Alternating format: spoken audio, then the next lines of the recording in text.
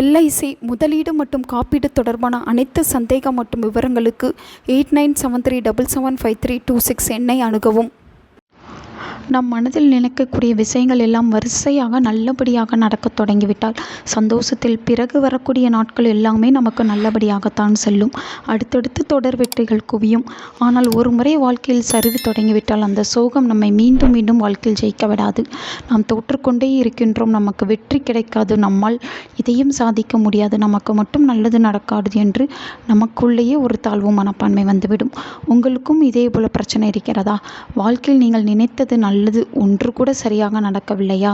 இந்த உப்பு பரிகாரத்தை அதுவும் பிரம்ம முகூர்த்த நேரத்தில் செய்யுங்கள். 10 நாளில் நீங்கள் நினைத்த நல்லது உங்களுக்கு நடந்துவிடும். அப்படிப்பட்ட பிரம்ம முகூர்த்தத்தில் உப்பு பரிகாரத்தை எப்படி செய்வது என்பதை பற்றி தான் பார்க்க போகிறோம். இந்த பரிகாரத்தை செய்ய நீங்கள் சூரிய உதயத்திற்கு முன்பாக எழுந்துவிட வேண்டும்.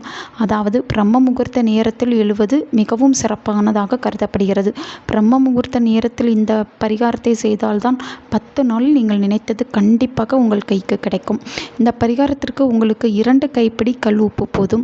அதை எடுத்து இரவு தூங்கும்போது உங்கள் பக்கத்திலேயே வைத்துக் கொள்ளுங்கள். காலையில் கண் விழித்தவுடன் இந்த கல்லுப்பை பார்க்க வேண்டும். 2 கையில் 2 கைப்பிடி கல்லுப்பை அப்படியே அள்ளி கொள்ளுங்கள். கல்லுப்பு நிரம்ப இருக்கும் 2 கைகளையும் உங்கள் தொடைமேல் வைத்துக் கொள்ளுங்கள். எனக்கு நல்லது செய்த பிரபஞ்சத்துக்கு நன்றி நன்றி என்று முதலில் சொல்ல வேண்டும். உதாரணத்திற்கு, இப்போ நீங்கள் நல்ல வேலைக்காக காத்து கொண்டிருக்கிறீர்கள். நான் விரும்பிய வேலை எனக்கு கிடைத்துவிட்டது, நான் எதிர்பார்த்த சம்பளத்தில் எனக்கு நல்ல வேலை கிடைத்துவிட்டது என்று சொல்லுங்கள். இது உதாரணத்துக்கு சொல்லக்கூடிய விஷயம்.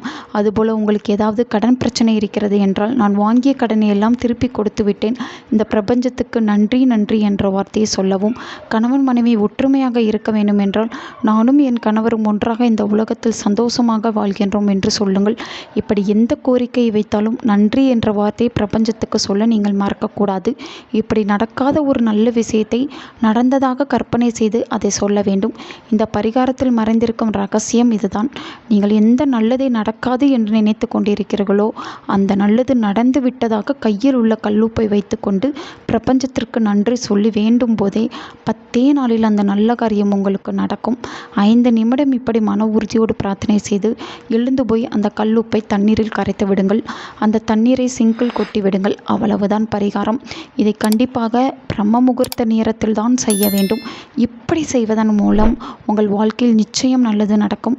உங்களுக்குள் இருக்கும் தாழ்வு மனப்பான்மை நீங்கும். உங்களாலும் எல்லாம் செய்ய முடியும் என்ற நம்பிக்கை பிறக்கும். நல்லதே நடக்கும். உங்கள் நண்பர்களுக்கும் உங்கள் உறவினர்களுக்கும் இந்த வீடியோவை ஷேர் பண்ணுங்க. அவங்களும் இதை பற்றி தெரிஞ்சுக்கிடட்டும். ஆன்மீகம் டிவி தமிழ் சேனலை சப்ஸ்கிரைப் பண்ணுங்க.